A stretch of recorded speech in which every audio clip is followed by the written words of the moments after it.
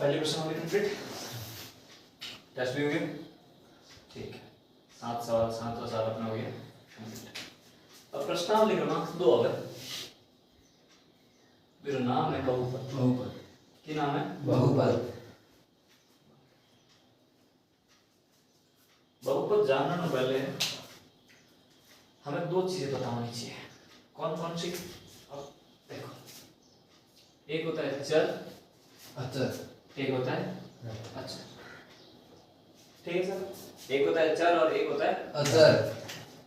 चर में जो आते हैं वो आते हैं ए से लेकर जेड तक, और अचर में सारे के सारे क्या आ जाते हैं? नंबर्स। क्या आते हैं? नंबर। जो संख्याएं होती है, ठीक है, वो सारी किस में आ जाती है? अचर में, वास्तविक संख्या आ जाती है, ठीक है।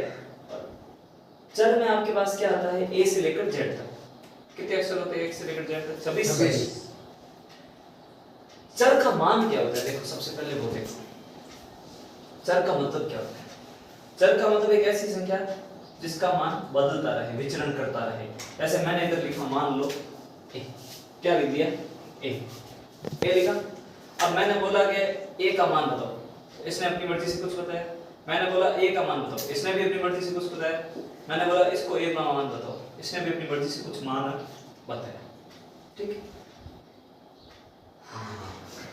ये कह रहा है कि ए की जगह मैं मेरा नाम लिखूंगा, लिख ले, तेरे नाम का पहला अक्षर लिख दे, कोई फर्क नहीं पड़ना। लेकिन मान क्या हो रहे हैं? बदल रहे हैं। जैसे जैसे यहाँ पर कंडीशन बदली, मान भी क्या बदला। जैसे मैंने इधर लिखा, क्या लिखा हुआ है? क्या लिखा हुआ है? 2। लेकिन अब के तुम सबका आंसर क्या है? 2। तो ऐसे जिनका मान बदलता रहे क्या कहलाते हैं? चर। और जिनका मान नहीं बदले वो क्या कहलाते हैं? अचर। और अचर में सारे आते हैं नंबर्स, संख्या, वास्तविक संख्या। और चर में क्या आते हैं? ए से लेकर जेड तक के एबीसीडी, ठीक है, अंग्रेजी वर्ण वाला जिसको। और जब चरों और अचर के बीच में कुछ संख्या संक्रियाएं होती है, क्या होती है? संक्रियाएं, तब बनते हैं बीजीय व्यंजक। क्या बनते हैं? बीजीय व्यंजक। अब बीजीय व्यंजक क्या होता है? सबसे पहले वो देखो, बीजीय व्यंजक और कुछ नहीं है। मैंने इधर लिखा 3x 5y 2 root x 3x square plus y plus z plus root a plus a की घात 1 बटा क्या आ गया? 3। देखो, बीजीय व्यंजक वही होता है कि भाई चर और अचरों का आपस में क्या हो रहा है? कुछ संक्रियाएं हो रही है, यहाँ पर भी हो रही है, यहाँ पे y का गुणा हो रहा है, यहाँ पर। अब देखो, रूट में x है, इसका मतलब x की घात कितना हुआ? 1 बटा 2। x की घात कितना हुआ? 1 बटा 2। और यहाँ पर x की घात 2 है, यहाँ y की घात 1, z की घात 1, a की घात 1 बटा 2, और यहाँ पर a की घात कितना है? 1 बटा 3। ये सारे आपके पास है बीजीय व्यंजक। क्या है? बीजीय व्यंजक, ठीक। लेकिन बहुपद क्या होता है? जरा वो ध्यान से सुनना। बहुपद ये नहीं होता है।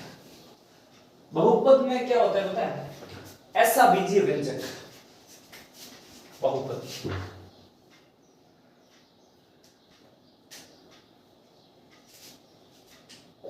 ऐसा बीजीय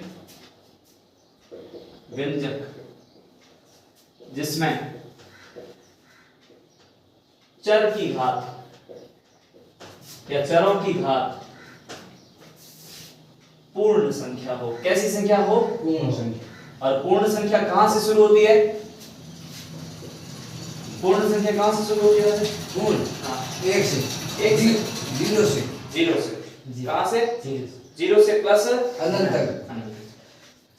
तो यानी कि ऐसा बीजीय व्यंजक जिसमें चर की घात पूर्ण संख्या हो। कैसी संख्या हो? पूर्ण संख्या, ठीक है।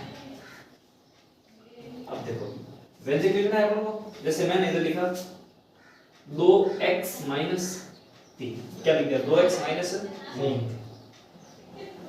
x का गुणा किससे हो रहा है? 2 से, और फिर उसमें घट क्या रहा है? 3।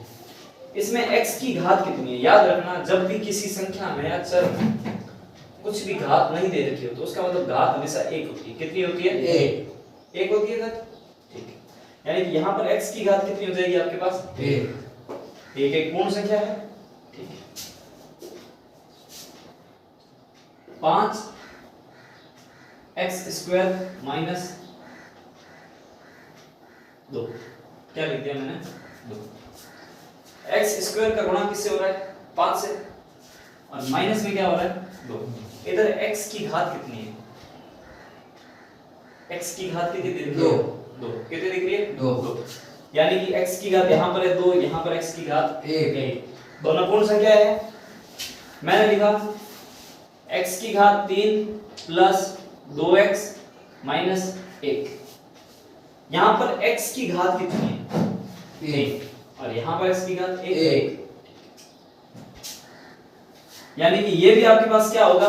बहुपद। ये भी क्या होगा? बहुपद। ऐसा बीजीय व्यंजक जिसकी चर की घात पूर्ण संख्या हो, क्या कहलाता है? बहुपद। ठीक, और ये एक बहुपद है, ये भी एक बहुपद है, ये भी क्या है? एक बहुपद। अगली संख्या लिख रहा हूं, अगला एक व्यंजक लिख रहा हूं, बताना मेरे को वो बहुपद है कि नहीं है। मैंने लिखा 3x² plus root 3x plus 2, क्या ये बहुपद है? देखो भाई, हमें बहुपद देखना है, यानी कि x की घात देखनी है। x की घात यहाँ पर कितना है? 2। यहाँ पर x की घात कितनी है? 1, और यहाँ पर कुछ नहीं, यानी 2 है, 1 है x की घात। और मैंने बोला यदि x की घात पूर्ण संख्या है तो वह क्या होगा? बहुपद, यानी कि ये एक बहुपद है।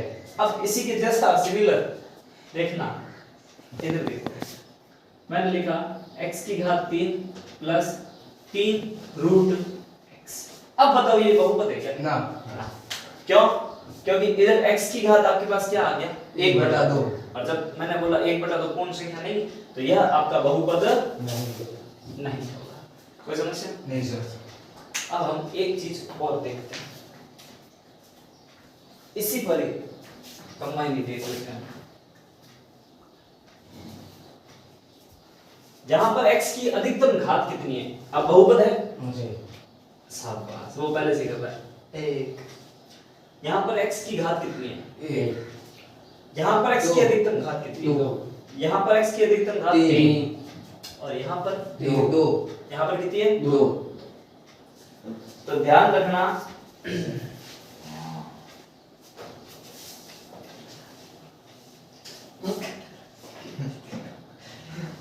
क्या हुआ? ठीक है। देखो,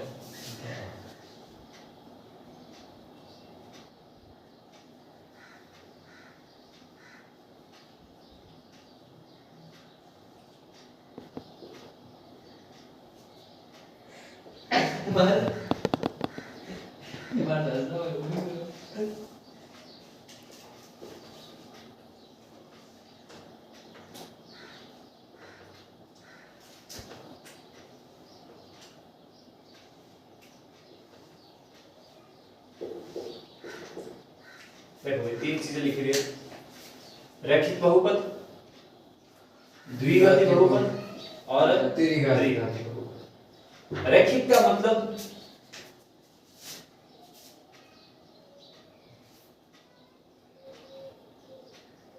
लिखो बहुपद की घात,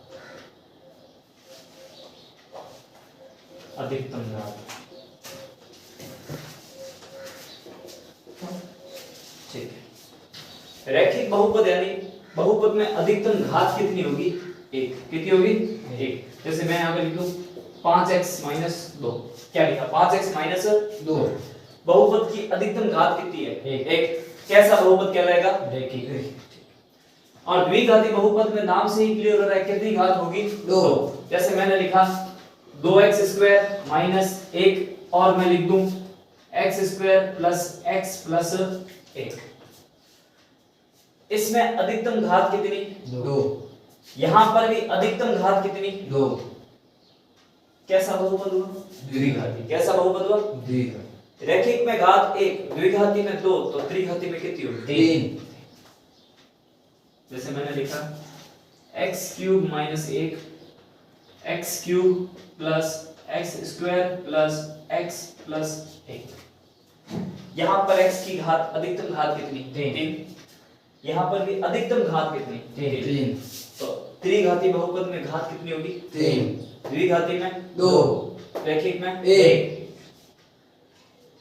और एक आपको चीज बताऊं कि भाई देखो, चलो एक सवाल आया था आपके पास में, 3 - x और x - 4, इस बहुपद की घात बताइए। इस बहुपद की क्या बताइए? घात। अब ध्यान से सुनो, जब भी ऐसा सवाल है आपको सीधा तो ये दिख रहा है कि इधर x की घात कितनी है? 1, लेकिन ऐसा नहीं है। देखो इस पद का इस पद से क्या हो रहा है? गुणा। 3 का x से गुणा होगा, फिर 3 का 4 4 माइनस के 4 से गुणा होगा, फिर माइनस x का इस x से गुणा होगा। जब आप x का x से गुणा करते हो और गुणा में घातें क्या होती है? जुड़ती, यानी x की घात 1 और x की घात 1 कितनी? x की घात कितनी होगी? 2। यानी कि x गुणा x क्या हुआ? x square. x गुणा a क्या हुआ? x square. और स्क्वायर का मतलब घात कितनी होती है? 2। यानी इस बहुपद की अधिकतम घात कितनी होगी? 2। और कैसा बहुपद होगा? द्विघाती। कैसा होगा? द्विघाती बहुपद। ठीक है, अब इसको हम करके देख लेते हैं। 1 मिनट अभी कर लेते हैं। 3 का x से गुणा आया 3x, फिर 3 का माइनस के 4 से, तो माइनस तो पड़ा रहेगा, 3 का 4 से गुणा कितना आएगा? 12। 4 के कितना होता है? 12। अब माइनस का x का माइनस के x प्लस के x से गुणा, तो माइनस x स्क्वायर। x का x से गुणा क्या होगा? x square. और माइनस के x का माइनस के 4 से, माइनस का गुणा माइनस से होगा प्लस, x का गुणा 4 से होगा 4x। क्या हुआ? 4x। अब 3 और 4 कितने हुए? 7x। लिखो तो ठीक, नहीं लिखो तो ठीक।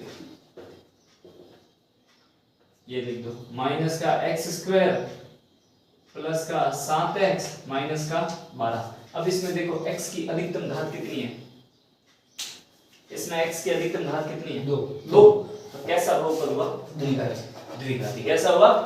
ये आपके बोर्ड में सवाल आया था पिछले कुछ क्वेश्चन पेपर्स में। ठीक है,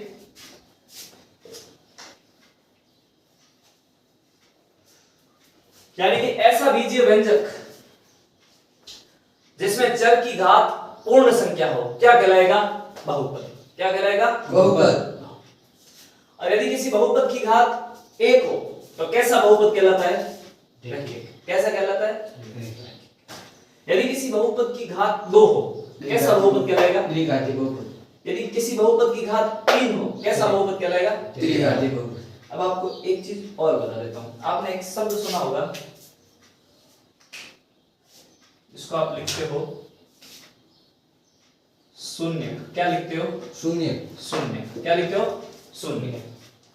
शून्य का मतलब है कि भाई जैसे मान लो ये, और अभी देखो इसमें चर का मान भी देखो, इसमें भी क्या है? x। इस पूरे पद में क्या है? x ही तो है। इसके अंदर चर का मान क्या है? x ही तो है। यहां पर भी कितना है? x। और इसमें भी कितना है? x। यहां पर भी चर कौन सा है? x। उसकी घातें बदल रही है लेकिन चर तो कौन सा रहा? x। यानी कि ये एक चर है। कैसा है? एक चर है। यानी कि इन बहुपदों में आपके पास जो चर होगा वो कैसा होगा? एक समान चर। मान लो x ले लो, y ले लो, a ले लो, b ले लो। शून्य का मतलब क्या होता है? थोड़ा सा ध्यान से सुनो। शून्य का मतलब ऐसा मान जिसको यदि हम बहुपद में रखें, यानी ऐसे चर का मान, ऐसा चर का मान, जैसे मान लो ये चर क्या है? x, या ऐसा मान जिसको यदि हम इसमें रखें, x का ऐसा मान जो हम इस बहुपद में रखें, तो इस बहुपद का जो उत्तर है वो हो जाएगा 0। कैसा हो जाएगा? 0। कैसा हो जाएगा? 0। शून्य का सीधा सा मतलब ऐसा मान जो बहुपद को क्या कर दे? 0। बहुपद को क्या कर दे? 0। और मान आप किसका रखोगे? चर का ही रखोगे ना। मान किसका रखोगे? चर का। तो यानी कि शून्य। याद रखना, जितनी घात उतने शून्य। यहाँ घात कितनी है आपके पास? 1। तो इस बहुपद का शून्य भी कितना होगा? एक। शून्य भी कितना होगा? एक। यानी इस बहुपद का सिर्फ एक शून्य होगा। वो क्या होगा वो आपको इसमें मान रखने पर पता चलेगा। इसको बराबर 0 रोके हुए उसके बाद में हम अभी करते हैं। इसमें घात कितनी है? 2। यानी कि इस बहुपद के कितने शून्य होंगे? 2। कितने शून्य होंगे? 2। इस बहुपद के कितने शून्य होंगे? 3। कितने शून्य होंगे? 3। ठीक है, यानी कि रैखिक बहुपद के कितने शून्य? 1। द्विघाती बहुपद के कितने शून्य? 2। और त्रिघाती बहुपद के कितने शून्य? 3। ठीक, यानी कि हम यहां पर एक और कंडीशन लिख सकते हैं कि n घात के बहुपद में भाई चर का मान एक चर होना चाहिए, ज्यादा चर नहीं होने चाहिए। किसी बहुपद में कितने चर होंगे? एक चर वाले बहुपद में, यही देखो, एक चर वाले या फिर n चरों में, n चर, देखो एक मिनट क्या बोल रहा हूं, n घात वाले बहुपद में शून्यों की संख्या भी n होगी। कितनी होगी? n। यानी अगर शून्य घात 1 है तो शून्य भी कितने होंगे? 1। घात 2 तो शून्य 2। घात 3 तो शून्य भी कितने होंगे? 3। शून्य का मतलब क्या होता है? 0 करने वाला मान। शून्य का मतलब क्या होता है? 0 करने वाला। यानी इस बहुपद को वो किसके बराबर कर देगा? 0 के बराबर। ऐसा मान जो इस बहुपद को 0 के बराबर कर दे क्या कहलाएगा? शून्य। करके देखें। शून्य यानी इसको बराबर किसके रखना पड़ेगा? 0 के। बराबर किसके रखना पड़ेगा? 0 के रखना पड़ेगा। ठीक, अब देखो शून्य क्या लिखोगे? शून्य। यानी रैखिक बहुपद में बहुपद की अधिकतम घात भी कितनी होगी? 1। और शून्य की संख्या भी कितनी होगी? 1। द्विघाती बहुपद में शून्य कितने होंगे? 2। त्रिघाती बहुपद में शून्य कितने होंगे? 3। बहुपद ये सारा का सारा लिख दो, जल्दी करो। हेडिंग लगाओ बहुपद और ये लिखो फटाफट।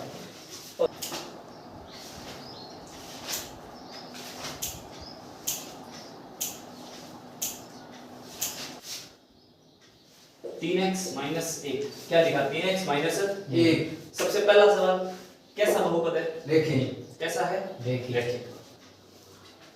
यानी रैखिक बहुपद में शून्यों की संख्या कितनी होगी? 1। शून्य का मतलब क्या हुआ? कि ऐसा मान जिसको अगर ऐसा x का ऐसा मान जिसको यदि मैं इस बहुपद में रखूं तो उत्तर मेरे पास क्या आएगा? 0। क्या आएगा? 0। ठीक है, वही मान लो मेरे को इसको 0 बनाना है तो मैं इसको बराबर किसके रखता हूं? 0 के। किसके बराबर रखता हूं? 0 के। ठीक है, अब और देखो, इधर माइनस का एक, उधर जाके किसका हुआ? प्लस का। 3x बराबर 1। 3x बराबर 1। x के गुणा में क्या है? 3। उधर भेज दो।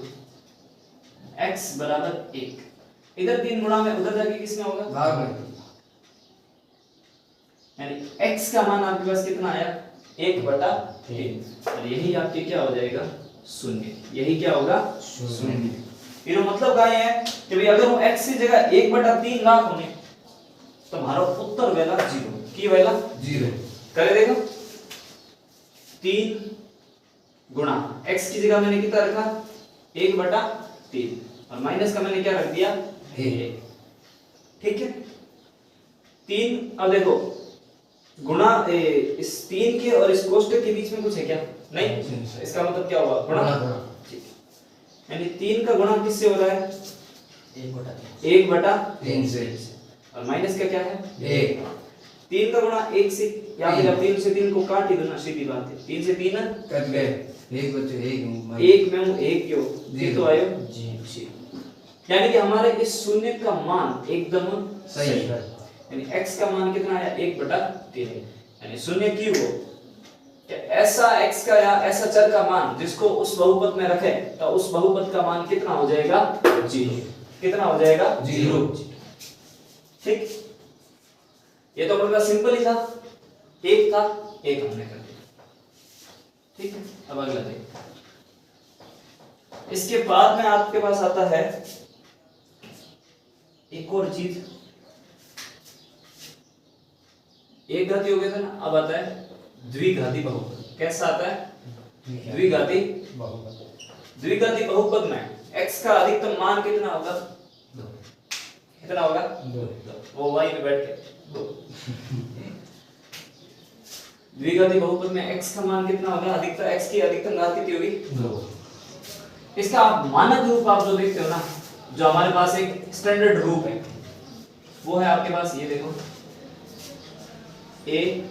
ax² plus bx plus c। x की अधिकतम घात कितनी, 2। x की अधिकतम घात कितनी, 2। यहाँ पर x की अधिकतम घात कितनी, 1। और यहाँ पर देखो x नहीं है ना भाई, देखो इधर x तो है, x की घात हमने लिख दिया 0, x की घात क्या लिखा 0। और किसी भी संख्या की या किसी भी चर या अचर का घात यदि 0 हो, उत्तर कितना होता है, 1। उत्तर कितना होता है, 1। तो यानी कि इधर x की घात 0 लिख दिया तो उत्तर कितना आया, 1। और 1 को हमने गुणा करके c से कोई फर्क पड़ा क्या, नहीं, c का c ही रहा इसलिए। तो अब देखो, आप बोलोगे भाई ये तो x है, ठीक है, abc क्या है, abc तो चर है, लेकिन ये चर नहीं है। जहां a b और c वास्तविक संख्याएं हैं, कैसी संख्याएं हैं, वास्तविक संख्याएं, यानी कि यहाँ पर परिमेय और अपरिमेय दोनों लग सकती है, पूर्ण, पूर्णांक, प्राकृत कोई भी लग सकती है, ठीक है, abc की जगह कोई भी संख्या आ सकती है, यानी कि ax² plus bx plus c। ठीक है, यहाँ तक किसी को समझ है, नहीं सर। द्विघाती बहुपद है। और इसका शून्य कितने होंगे, 2। इसके कितने शून्य होंगे, 2। ठीक है, बहुत ही बढ़िया। इसके 2 पता है, चलो इसके साथ में पहले शून्य ले लेते हैं, यानी कि इसमें शून्य कितने होंगे, 2। शून्य कितने होंगे, 2। कौन कौन से होंगे, एक तो मान लो अल्फा और एक मान लो बीटा। एक होंगे अल्फा और एक बीटा। कोई समझ है, नहीं सर। ठीक है, अब इसमें और एक देखो, इसके साथ में आपके पास चीज आती है आलेखीय निरूपण। क्या आता है, आलेखीय निरूपण।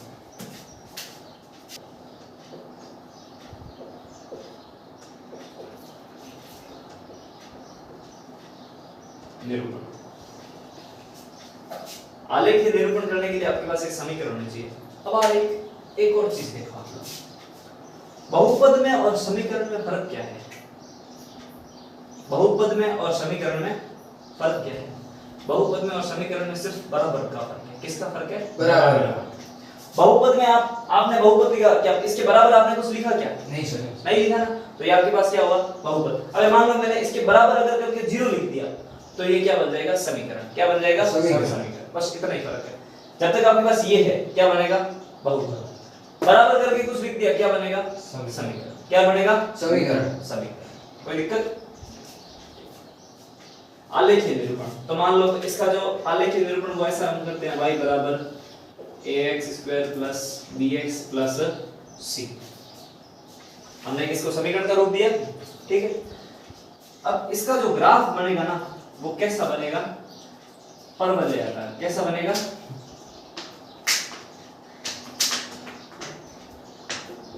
कैसा ग्राफ बनेगा, परवलय। परवलय का मतलब समझते हो, इस प्रकार का ग्राफ या फिर इस प्रकार का। ये कैसा ग्राफ है आपके पास, परवलय आकार। यदि एक नंबर का सवाल आ जाए, क्या द्विघाती बहुपद का आलेखीय निरूपण क्या होता है, तो आप क्या बताओगे, या आलेखीय आकार कैसा होता है, आप क्या बताओगे, परवलय आकार। कैसा होता है, परवलय आकार। कैसा होता है, परवलय के आकार का होता है, ठीक है। यहां तक किसी को समझ है। एक और चीज देखो, a b और c वास्तविक संख्याएं तो है, लेकिन अगर मान लो ऐसा अगर a 0 हो जाए, a का मान कितना हो जाए, 0, तो क्या ये द्विघात बहुपद बनेगा क्या, नहीं भाई। a का मान 0 हो गया तो ये x² को लेके चला गया, 0 हो गया, तो यानी कि ये फिर द्विघाती बहुपद नहीं रहेगा।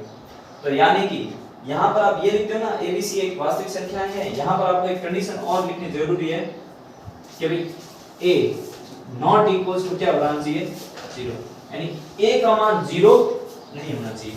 तो यानी कि द्विघात बहुपद का, अब हम एक बात पुनर्निवेदन करते हैं। द्विघाती बहुपद मानक रूप क्या होता है, ax² plus bx plus c। और द्विघाती बहुपद में x की घात अधिकतम 2 है, तो शून्यकों की संख्या भी कितनी होगी, 2। कौन कौन से शून्य है? अल्फा अल्फा, और बीटा। अल्फा और बीटा। एबीसी कैसी संख्याएं हैं? वास्तविक। और यहां पर भी a का मान 0 नहीं होगा। फिर आता है द्विघाती बहुपद का आलेखीय रूप। तो आलेखीय निरूपण के लिए हमें एक आलेखीय समीकरण चाहिए होती है। तो y बराबर ax² + bx + c। ठीक है, तो यहां पर आलेख का आकार कैसा होगा? द्विघाती बहुपद का परवलयाकार। कैसा होगा? परवलयाकार। और परवलय कैसा होता है? इस प्रकार का। ठीक है, u कह दो या उल्टा u कह दो। ठीक है, यहां तक किसी को समझ है? तो चलो लिखो। सबसे पहला द्विघाती बहुपद मानक रूप ax² + bx + c। फिर ये जहां abc वास्तविक संख्या है और a ≠ 0। उसके बाद में आपको ये शून्य वाला कॉलम इसके नीचे लिखना है। शून्य 2 अल्फा बीटा। और उसके बाद में ये आलेखीय निरूपण y बराबर ax² + bx + c, जहां आकार होता है आपके पास कौन सा होगा? परवलयाकार। और ये रहा परवलय का। हाँ, द्विघात बहुपद का मानक रूप बता। ax² + bx + c। ठीक है, कितने शून्य होंगे? 2। कितने शून्य होंगे? 2। यानी कि द्विघात बहुपद का मानक रूप है ax² + bx + c। ठीक, और इसमें कितने शून्य होंगे? 2। और द्विघात बहुपद का जो आलेखीय निरूपण वो कैसा होगा? परवलयाकार। कैसा होगा? परवलयाकार। एक नंबर का सवाल आ सकता है, आराम से कर सकते हो। और आपको पूछे कि भाई एक बहुपद दे दिया, उसके आप घात पूछे तो भी आप आराम से बता सकते हो। एक घात है, दो घात है या तीन घात है। सवाल ये भी है कि त्रिघाती बहुपद में शून्यकों की संख्या कितनी होगी? 3। कितनी होगी? 3। भाई जितनी घात उतने शून्य।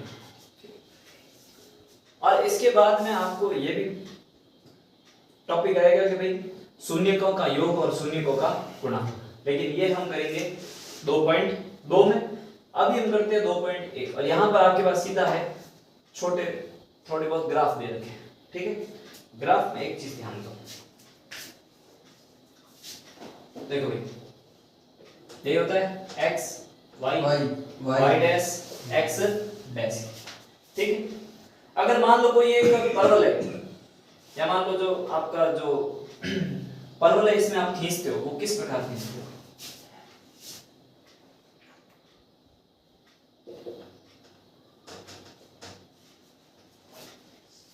ठीक है, इसका मतलब क्या हुआ? थोड़ा ध्यान से देखना। y बराबर px। हमेशा ध्यान दो, आलेख के आप जब निरूपित करते हो, आलेख में जब आप कोई चीज निरूपित करते हो तो आप समीकरण के रूप में करते हो। किसके रूप में करते हो? समीकरण के रूप में। और p का मतलब होता है पॉलिनोमियल यानी बहुपद। और बहुपद में भी चर का मान क्या है? x। यानी x वाला बहुपद है। किसका बहुपद है? x। तो हम उसको y बराबर px लिखते हैं। यानी कि इसमें जो शून्य बनेंगे ना वो x अक्ष को काटेंगे। किसको काटेंगे? x। y बराबर px लिखा, p के साथ में लिखा हुआ है x, यानी कि किस अक्ष को काटेंगे? x अक्ष को। x अक्ष को जितनी बार काटेंगे उतने ही क्या हो जाएंगे? शून्य। x को जितनी बार काटा उतनी बार क्या होंगे? शून्य। अगर मान s। ठीक है,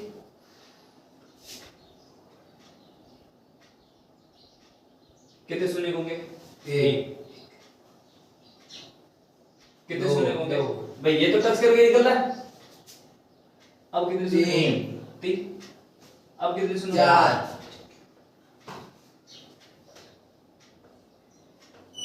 अब कितने शून्य? 2। 3। कितने शून्य?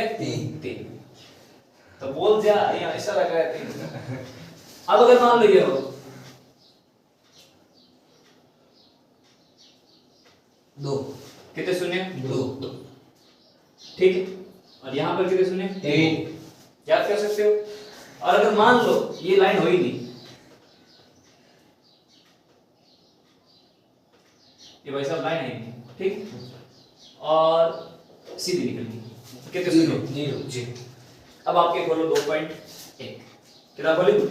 ठीक। सबसे पहले पहला सवाल, ठीक है। पहली वाली में रेखा किसी को टच नहीं कर रही है ना, एक्स एक्स को टच नहीं कर रही है ना, शून्य कितने हो जाएंगे? 0। दूसरी वाली में कितनी बार टच कर रही है? एक बार, तो शून्य कितने हो जाएंगे? 1। तीसरे वाले में देखो 3 बार टच कर रही है एक्स अक्ष को। कितनी बार टच कर रही है? 3 बार। तो शून्यकों की संख्या कितनी? 3। चौथे में शून्य को कितनी बार टच कर रही है एक्स अक्ष को? 2 बार। तो शून्यकों की संख्या कितनी हो जाएगी? 2। पांचवे में कितनी बार टच कर रही है एक्स अक्ष को? देखना 4 बार। तो शून्यकों की संख्या कितनी? 4। छठे में कितनी बार टच कर रही है? 3। कितनी बार टच कर रही है? 3। तो इसी के साथ आपकी दूसरी प्रश्नावली 2.1 होती है पूरी। और हाँ एक चीज है, लेकिन थोड़ा इसका ध्यान रखना, परवलय वाला। अगर सवाल आ जाए तो ये बोल दे कि भाई द्विघाती बहुपद का आलेख में कैसा रूप होता है, तो आप क्या कहोगे? परवलयाकार। कैसा होता है? परवलय। और इसके बाद में कल हम पढ़ेंगे 2.2 के अंदर कुछ एक टॉपिक्स है, जैसे द्विघात बहुपद के शून्य ज्ञात करना, कि भाई 2 शून्य है कैसे ज्ञात करना है वो मैं आपको बता दूंगा, और फिर शून्यकों का योग और शून्यकों का गुणों के जो संबंध होते हैं वो। इसके साथ में एक और सवाल आता है पिछले साल का, वो देखना जरा।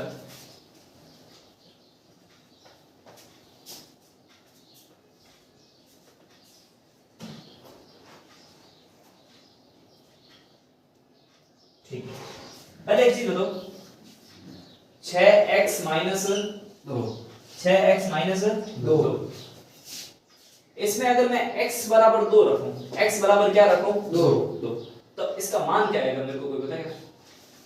x बराबर 2 रखने पर x का मान मैंने कितना रखा? 2, यानी 6, और इधर कितना रख दिया? 2, माइनस क्या रखा? 2। 6 दूनी 12 माइनस 2 कितना हो गया? 10। यानी कि x बराबर 2 रखने पर इस बहुपद का मान कितना हो जाएगा? 10। बस ये आपके पिछले क्वेश्चन पेपर्स में आ रखा है। प्लस x प्लस k, ये आपके पिछले क्वेश्चन पेपर्स में सवाल है, जहां ये बहुपद का शून्यक 3 है। क्या है? 3 है। तो k का मान बताइए। किसका मान बताइए? k का मान बताइए। अब देखो साहब, ये कैसा बहुपद है? द्विघाती। और इसका एक शून्य क्या है आपके पास? 3। मैंने बोला कि भाई x की जगह अगर मैं 3 रखूं तो इस पूरे बहुपद का मान कितना हो जाएगा? शून्य। क्या हो जाएगा? शून्य। x की जगह मैं अगर 3 रखूं, क्या रखूं? 3, तो इस पूरे बहुपद का मान कितना हो जाएगा? 0। क्या हो जाएगा? 0, क्योंकि 3 इसका क्या है? शून्य नहीं, यानी कि शून्य की तरह रखना 3, यानी कि 2 x की जगह कितना रखना आपने? 3। कितना रखना? 3 प्लस 3 प्लस k बराबर 0। यानी कि यदि मैं x की जगह 3 रखूं तो मेरे पास उत्तर क्या आएगा? 0। किसके बराबर आएगा? 0 के बराबर। 3 का स्क्वायर कितना होगा? 9 का गुणा 2 से कितना आया? 18। यानी कि यहां पर कितना आ जाएगा? 18 प्लस यहां पर कितना पड़ा है? 3 प्लस यहां पर क्या है? k बराबर क्या है? 0। 18 और 3 कितने हुए? 21। k प्लस ये इधर लिख दो, कोई फर्क नहीं पड़ना। 21 प्लस k बराबर कितना हो गया? 0। k बराबर इधर प्लस का 21, उधर माइनस का होगा। किसका होगा? माइनस का। यानी k का मान कितना आया? माइनस का 21। k का मान कितना आया? माइनस का 21। ये आपके पिछले क्वेश्चन पेपर में सवाल आया था, और आपको k का मान ज्ञात करना था, और k का मान कितना आ गया? 21 माइनस के 21। बहुत ही बढ़िया, कर सकते हो? हां सर। ठीक है, अब इसमें आपके किस टाइप के सवाल बनते हैं थोड़ा बहुत ध्यान से सुनना। क्या बात है? कुछ नहीं, अब थोड़ा ध्यान से सुनना। सबसे पहला, ऐसा बीजीय व्यंजक जिसमें चर की घात पूर्ण संख्या हो बहुपद कहलाता है। ठीक है, अगर किसी बहुपद में अधिक x की अधिकतम घात 1 हो तो कैसा होगा? रैखिक बहुपद, और शून्यकों की संख्या कितनी होगी? 1। अगर किसी बहुपद में x की अधिकतम घात 2 हो या चर की घात अधिकतम 2 हो तो वह कैसा बहुपद होगा? द्विघाती, और शून्यकों की संख्या भी कितनी होगी? 2। फिर यदि किसी बहुपद में चर की अधिकतम घात 3 हो तो कैसा बहुपद होगा? त्रिघाती, और शून्यकों की संख्या भी कितनी होगी? 3। ठीक है, उसके बाद हमने एक छोटा सा बहुपद लिया, उसके अंदर मान रखा और उत्तर निकाल सकते थे। ठीक है, एक टाइप का सवाल वहां पे कंप्लीट हुआ था। उसके बाद में आपने देखा कि भाई द्विघाती बहुपद का मानक रूप ax² plus bx plus c, जहां a b c वास्तविक संख्याएं थी और a 0 नहीं था। अब द्विघाती बहुपद यानी शून्य भी कितने होंगे? दो। कौन कौन से? अल्फा और बीटा। द्विघाती बहुपद का आलेखी रूप कैसा होता है? परवलयाकार। भाई x के रूप में है यदि बहुपद, तो वो x को टच करके जा रहा है, कितनी बार टच कर रहा है उतने क्या हो जाएंगे आपके पास? शून्य। ठीक है भाई, यहां तक किसी को समस्या नहीं सर। के पास में शून्यकों का योग और शून्यकों का गुणा, ठीक है, और शून्य निकालना बहुपद के, ये हम करेंगे कल। आज तक इतना होता है। 2.1 पूरी होती है।